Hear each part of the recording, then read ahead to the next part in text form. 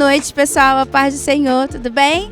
Aqui está comigo o pastor Jaime, que esteve conosco aqui nessa noite, nosso primeiro dia, para falar mais sobre a palavra do Senhor nesse congresso Edificando a Família. Pastor, nós fomos muito abençoados pela sua pregação. Eu adorei o Senhor, primeira vez que eu encontro o Senhor aqui.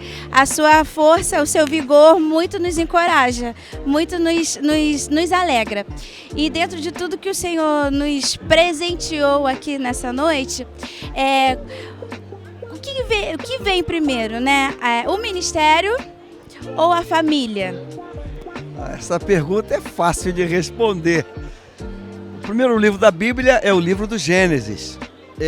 E quando Deus, depois da criação, ter feito o homem, Deus não disse assim: está faltando a igreja, está faltando o ministério. Deus disse: não é bom que o homem esteja só. E Deus fez a esposa para Adão. Então, claro que primeiro é a família. A igreja, ela é a cereja dessa obra linda, maravilhosa, estupenda, essa ideia divina da família. Então, o que é a igreja? A igreja é uma família, né? É uma família estruturada nos princípios da palavra de Deus. E qual a importância desse tema nos dias atuais? Total. Quando o inferno está abrindo uma guerra travada contra a família, tentando fazer uma desconstrução, criando uma pseudo nova família, né? Uma pseudo nova família. Esse tema é fundamental, porque se a família rachar, se a família se desunir, ou se a família se esfacelar, tudo vai por água abaixo. Então que Deus guarde, nos ajude a guardar a família. Amém? Obrigada, pastor. Foi uma noite muito agradável, viu? A paz, galera. Mais uma vez estamos aqui no nosso segundo dia de conferência e tivemos o privilégio, a oportunidade de receber mais uma vez o pastor Alan Brizotti. Pastor, dentro da estrutura familiar, qual hoje, em sua opinião, tem sido o elo mais atacado? A esposa, o marido ou os filhos? Gente, é um prazer estar com vocês mais uma vez. Eu quero agradecer porque é muito bom estar aqui com vocês. E eu vou responder isso com base já na minha clínica como psicanalista. Sem dúvida, hoje, até pela conjuntura que a gente vive, são os filhos os mais atacados. Isso exige dos pais, principalmente, olhar essa ameaça a partir do diálogo, da conversa, de estar mais perto dos filhos, porque isso é fundamental. E o senhor falou bastante da graça, né? E atualmente as pessoas podem aproveitar essa propagação da graça e viver uma vida brincando com o pecado, né? Esse é o risco que tem de uma interpretação equivocada do que é graça, né? Quando a pessoa faz isso, ela vive de libertinagem. A graça é um amor tão supremo que quem se apodera da graça não quer machucar aquele que é gracioso. Então, viver no pecado seria você zombar da graça. Então, quando alguém usa a graça como desculpa, não entendeu a graça. Obrigada, tá, pastor? O Senhor sempre bença em nossa vida, tá? Que o Senhor volte sempre. Graça e paz, pessoal. Estamos aqui com o pastor Josué Valandro Júnior. Pastor, é uma honra ter o Senhor conosco. A gente vai fazer duas perguntas. Dentro da estrutura familiar, qual hoje, em sua opinião, tem sido o elo mais atacado? A esposa, o marido ou os filhos? Sem sombra de dúvida, hoje o maior ataque do mundo à família é nos jovens. Essa cultura do TikTok, essa cultura de séries recheadas de ideologia, essa coisa da educação que traz menos educação e muito mais ideologia partidária, ideologia comunista, isso tem sido um estrago enorme para a nossa juventude. Os valores hoje estão muito deturpados, o que era certo está errado, o que era errado está certo agora. Então, fica muita confusão nesse sistema de vida em que tudo vale, né? Aquela história do meu corpo, minhas regras. Né? Aí, mas o aborto, meu corpo, não, mas não é teu corpo.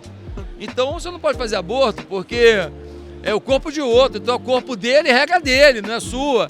Então, a incoerência da sociedade tem acabado com a percepção dos jovens do caminho perigoso que esse mundo está tomando. E para o senhor, quais são as grandes armas mais usadas pelo adversário para descredenciar o valor da família? As maiores armas para descredenciar a família. Primeiro, a erotização infantil. uma criança erotizada, ela perde por completo a sua conexão familiar. E nós estamos vivendo uma sociedade totalmente voltada para a erotização infantil, né? Músicas, desenho animado, o tipo de ensino que muitas escolas estão dando, a ideologia de gênero. Então é complicado, esse é um fator fundamental. E um outro problema muito grande que a gente tem hoje é o patrocínio da imoralidade pela mídia, né? A mídia hoje entrevista, dá moral, bota no jornal, bota na revista, transforma em mulher do ano, homem do ano. Normalmente quem tem a vida mais imoral, a vida mais suja, a vida menos regrada, a vida de menos valor de família. Então a gente começa a criar o estereótipo do errado como sendo certo. E isso está acabando com muitos princípios de família, as pessoas estão se perdendo, o conselho dos pais já não vale tanto, porque o jovem às vezes fala, eu pego um celular e eu sei fazer tudo, meu pai não sabe nada, e ele acha que conhecimento significa sabedoria. Ele acha que conhecimento significa inteligência, ele acha que conhecimento significa condição para poder tomar qualquer decisão. E não é assim. Os nossos pais passaram por situações que nós não passamos e nós temos que ouvi-los. Então hoje eu vejo uma disfunção muito grande na nossa juventude em relação aos seus pais, mas creio que a igreja ainda pode reverter isso. E por isso estamos aqui nesse encontro de família maravilhoso, acreditando. Deus vai fazer uma reviravolta em cada família aqui. Obrigada, tá, pastor? Que Deus continue abençoando o seu ministério, tá? Até a próxima, pessoal. Tchau. Fala, galera. A gente tá aqui com o pastor Misael. E, pastor, qual a importância, né? Qual é o maior desafio da igreja com as crianças na atualidade? Hoje eu acredito que, como eu falei na palestra, é que os pais estejam dedicando tempo aos seus filhos. Hoje a gente não precisa fazer uma coisa muito mirabolante, é só voltar ao básico, que as mães estejam com seus filhos, os pais estejam trabalhando e dando um apoio emocional. Então, se os pais se cuidarem e forem pessoas que os filhos possam se espelhar como exemplo, nós já vamos estar fazendo muito já, com certeza. E qual é a importância, né, de conferências como essa? Eu acredito que, sobretudo, despertar em nós essa ideia de que, olha, existem coisas a se fazerem. Com certeza, às vezes, nas palestras ou conferências como essa, nós nos chocamos mais, mas como o pastor colocou, nós temos que colocar em prática.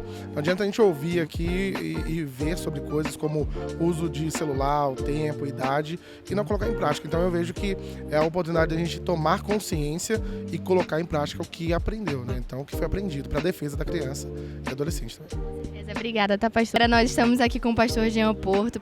Pastor, é um prazer estar aqui com o senhor. E quais são, em sua opinião, as maiores ameaças que permeiam a família cristã atualmente? As maiores ameaças, elas são muitas, né? Plural, muitas, são grandes. Mas se eu pudesse condensar, resumir estas maiores em uma mãe, em uma matriz, eu ousaria dizer, parece até ser simples a minha resposta, mas não é. É a ausência de Deus nos lares. Todas as vezes que não temos a presença de Deus, nós temos a presença do mal. O mal só existe pela ausência do bem. O problema nunca são os males, o problema nunca são as ameaças. O problema é quando nós não temos Deus, porque aquele que habita no esconderijo do Altíssimo, a sombra do Onipotente descansará, né? Quando você tem Cristo como o teu guarda-costa, como no Salmo 121, que guarda a tua entrada, guarda a tua saída, você pode até não ter sentinela, mas Deus está guardando a casa, não tem mal. 1 João 5,18 diz, aquele que é nascido de Deus, o maligno não toca. Então, o maior mal para uma família é não ter a presença de Deus. O céu não é céu porque tem ruas de ouro e cristal. E o inferno não é inferno porque tem diabo e demônios. O céu só é céu porque Deus está. E o inferno só é inferno porque Deus não está. O problema é quando Deus não está. E qual a importância, né, de conferências como essa? É ultra, super, mega, power importante. Porque as pessoas estão vindo dispostas a ouvirem a palavra. Jesus diz que aquele que ouve a palavra e constrói a sua casa, a sua família sobre a palavra, sobre a rocha, Pode vir qualquer ameaça, ventos, tempestades, inundações, a casa não vai cair. O problema é quando nós não temos alicerce, base, fundamentação. Quando o nosso terreno é movediço, a gente ouve a palavra, mas não guarda a palavra, não pratica, não alicerça a vida sobre a palavra. Aí quando vem essas ameaças, esses males, a casa cai. Então, numa conferência como essa, para a glória de Deus, é lindo ver as pessoas ouvindo e o Espírito Santo ativando nelas o desejo de praticar a palavra. Amém. Obrigada, tá, pastor? Que o nosso Deus continue abençoando o seu ministério, tá? Obrigada. E aí, galera, a gente tá aqui com mais um casal, uma família especial, e a gente quer saber o que vocês estão achando desses 3 dias de congresso. Maravilhoso e espetacular. Deus se faz presente sempre em todos os congressos e é sempre muito edificante. Com certeza. Obrigada, tá? Que Deus abençoe vocês. A gente tá aqui com um casal queridíssimo e a gente quer saber o que vocês estão achando, né, desse congresso. Foi uma bênção, né? Num momento como esse, não só o Brasil, o mundo passando, vendo família sendo destruída. E um congresso como esse, não tenho o que falar, né? Isso edificante. E eu vi família sendo restaurada ali na frente, filhos sendo abençoados. E isso é o papel da igreja e o Senhor estava aqui, o Senhor transformou vida e famílias aqui nessa noite. Obrigada, tá? Que Deus continue abençoando vocês. Fala, pessoal. A gente tá aqui com um casal querido da nossa igreja e a gente gostaria de saber o que vocês estão sentindo, né, nesses 3 dias de congresso. Amém. É como o tema do congresso, né? A gente está sendo aqui edificado. Palavras que vieram ao nosso coração realmente nos melhoraram, nos aprimoraram, nos moldaram. A gente está em processo de evolução e creio que esse congresso nos fez melhor e nos aproximar mais de Deus. E o Congresso Kids, né? Vocês participaram lá um pouquinho. Como é que foi, Helena? Foi muito bom, porque nesses dias tem muitas pessoas, muitas crianças começaram a ser batizadas com o Espírito Santo e chorar muito. E foi vários convidados que fizeram a gente sentir a presença de Deus. Amém. Obrigada, gente. Que Deus abençoe vocês. A gente está aqui com um casal. Eles estão participando do primeiro congresso e a gente vai querer saber um pouquinho, né, como que está sendo essa experiência. Poxa, está sendo extraordinário. A gente às vezes pensa que sabe, mas cada vez a gente vai aprendendo mais, né? E aprender de Deus e ter uma vida, né? Uma família na presença de Deus e tá tendo a oportunidade hoje de estar vivendo isso é muito, muito forte. É uma alegria muito edificante, é uma alegria muito grande você estar conduzindo, ter esse espaço, você conduzir a sua família a aprender mais de Deus. Obrigada, tá, pela participação. Fica na paz. Fala, pessoal. A gente está aqui com um casal muito querido da nossa igreja. Eu gostaria de saber como que vocês estão se sentindo em mais uma edição, né? Qual a importância desse congresso de família? Está sendo muito edificante. Cada palavra tem um significado, um direcionamento diferente para as nossas vidas.